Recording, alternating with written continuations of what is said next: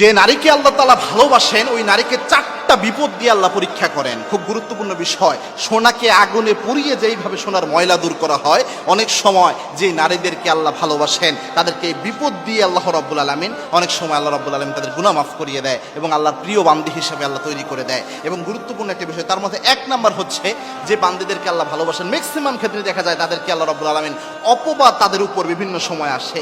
আশেপাশের অনেক মানুষ হিংসার বশবর্তী হয়ে একটা মিথ্যা অপবাদ তার নামে ছড়িয়ে দেয়, অথবা তার নামে এমন একটা তহমত ছড়ায় যেটার মাধ্যমে তার সম্মানের হানি হতে পারে অনেক ক্ষেত্রে সামাজিকভাবে।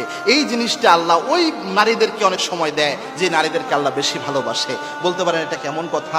মা আয়েশা রাদিয়াল্লাহু তাআলা আনহাকে আল্লাহ রাব্বুল আলামিন তাকে কিন্তু এরকম একটা পরিস্থিতির মোকাবেলা করেছে, মুখোমুখি করেছিলেন। মা আয়েশা রাদিয়াল্লাহু তাআলা আনহা তিনি কিন্তু জেনার অপবাদ পেয়েছিলেন মা আয়েশার ব্যাপারে। আপনারা সূরা নূর পড়বেন যে জেনার অপবাদের যে আয়াতগুলো এসেছে এটা কি প্রেক্ষিতে এসেছে।